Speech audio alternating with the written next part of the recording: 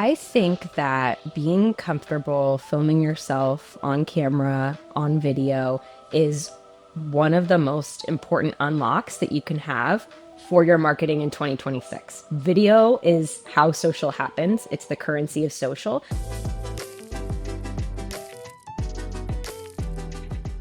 I want to get into more specifics around like how people should start, what are some of the things that they should do. But before we do that, I want to dig into a story that you shared with me around just some of the success of what EGC can do for a company. And so I'd love for you to share your story a little bit, if you can, around you going to Cannes and how that impacted the brand that you were working for in a really positive way. I'd say for me, probably the one area that I am hearing almost all the marketing teams that I'm talking to investing more budget in 2026 is around events. And there is so much money being put into events, and rightfully so. In-person connection, so important in this day and age. It truly is a differentiator to have all of your customers, employees, community together in a room. And that type of community marketing is just like what sets brands apart. It's like chef's kiss in 2026. So I fully stand behind it. That being said, at an event, you don't want that event to just live for a moment in time and just like be done, right? You want to create content that exceeds just the limits of that room and goes out into the world through the power of social and immediacy and just reaches your entire global community. And so last summer, I got to go to Cannes for the first time, and it was really kind of me and a phone. And I was trying to figure out, how do I get all of this great content that we're capturing here at this event out to our broader community? And so I was able to work with a number of our leaders who put tremendous trust in me, interviewing them on the beaches of Cannes, a number of our customers and subject matter experts who let me film different parts of their panels and sessions. And really, with a very limited budget of essentially a phone and some, very easy edit to use mobile editing software, I was able to bring our organic impressions through video on LinkedIn from around like 75,000 the Cannes before to around 1.3 million during Cannes last year.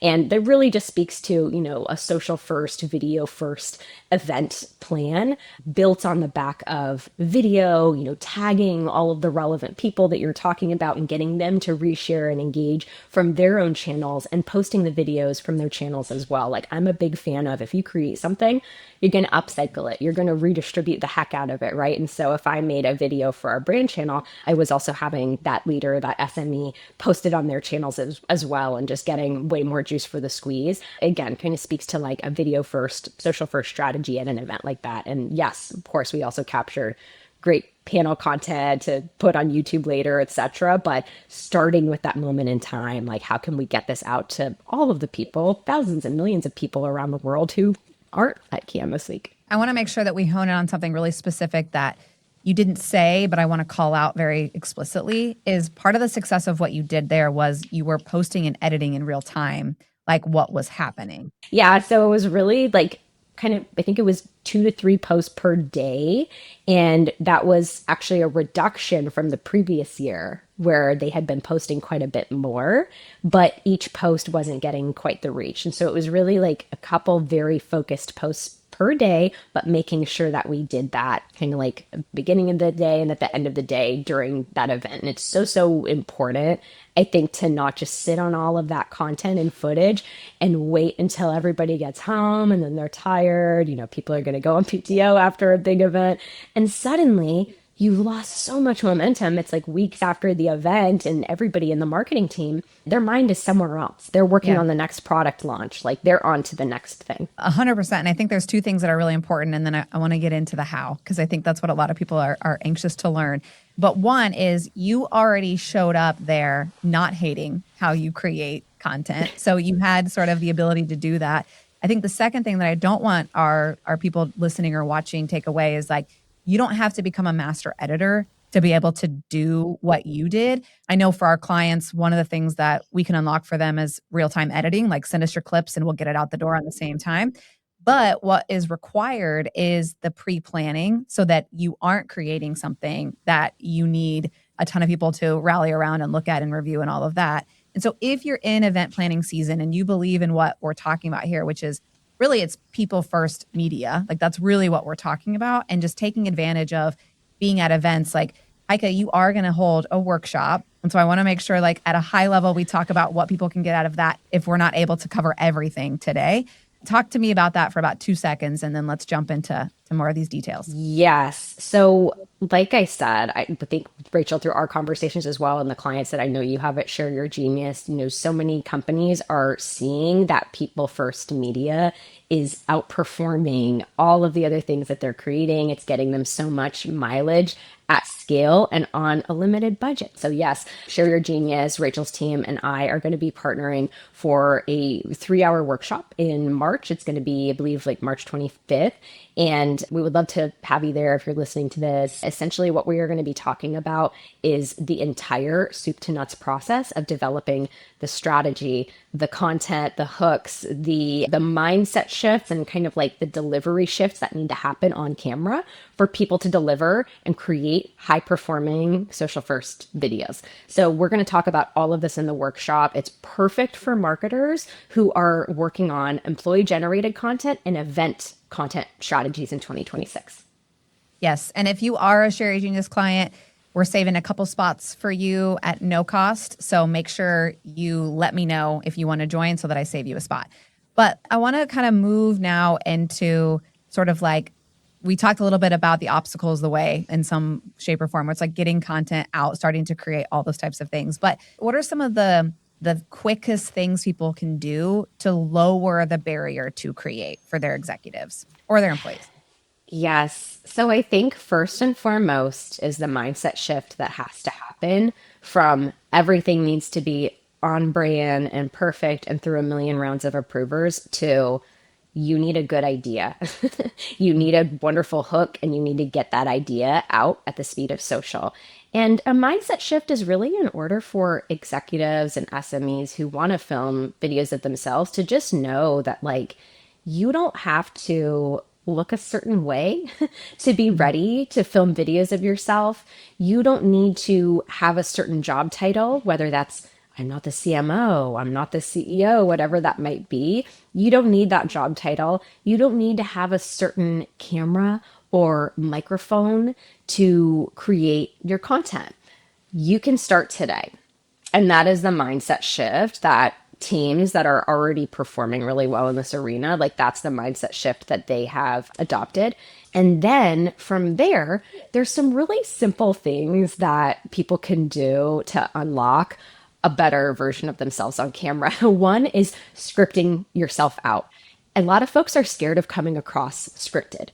They're afraid that it will sound robotic or they'll sound fake or unnatural. I think that that is less of a risk than people think. And I would really invite you to pre plan your hook. What is the title of this video, the main focus of the video? How are you going to introduce it in the first 5 seconds so that people know what it's going to be about, why they should stick around to the end and listen? Video view duration is a huge metric on all of the big social media platforms. So giving people a reason to watch the whole entire thing. You don't need to introduce yourself. A lot of times I work with executives who spend the first 20 seconds of the video saying, oh, I'm Heike and this is my job and this is what I was doing before. If you're creating on LinkedIn, all of that info is in your bio, baby. You don't need to repeat it. We see who it is. We see who it's from, right? You don't need to repeat any of that. So you can just dive right into the meat of your content. And so that's kind of like, you start with a mindset shift, then you work on what you're going to say and you script it out. And then the last thing that I'd say around this topic, as you're getting started, is to go back and look at videos of yourself, watch them, but actually close your eyes. And a lot of people don't think about their voice when they think about videos. They think only about their face and their appearance. And while that's important, and I want you to look and feel comfortable when you're filming content, your voice plays a big role in how you come across, the credibility that you bring, whether you sound rushed or nervous or excited. There's so many different tones that we bring to our voice. And so I invite you to really think about the way your voice is coming across and listen to your videos back. Like, don't just watch them with the sound off, really listen to them and think about, what your voice is conveying. So those are a few of the first steps that I would take to get started. The other thing I want to call out, again, just to be really explicit with people, is you don't have to cut it all or record it all in one take. You are allowed to record lines at a time and then splice it together. We do that all of the time. It's also a good strategy for trying out different hooks, even if the meat stays the same. So just know that this is something that can be fluid. It is creative. It doesn't have to be perfect from the beginning. It is an evolution. And I want to lean into the word creative a little bit because Heike, I think one of the things that's really special about you is just you're so fun. Like you've kind of found like what works for you, where your personality shines, where like and that might not be somebody else's like gift, but I'm curious like how do you talk to people about how they can find their own creative freedom even if it's within a brand structure of like the content that they need to be kind of getting out there? Talk to us about that a little bit. There's two pieces of advice I would give. And I think the first one is to find your fun. The person who's having fun filming videos of themselves is always gonna be more consistent, be higher performing on social media than the person who's hating it and who's dreading it. If you're dreading it, We can tell. we can tell. We know that you don't want to be there. We can tell. So find what makes this fun for you. And then the second thing that I would say, if you are trying to find like your personality and your voice, is I would really watch a bunch of your favorite creators. They don't have to be B2B marketers. They could be anybody that you enjoy creating and just start to really notice like how they're not homogenous. Like everybody has their own little different thing that they bring to it. And I would just start to notice the texture that those people are bringing. Like, what is it about them that makes them one of your favorites?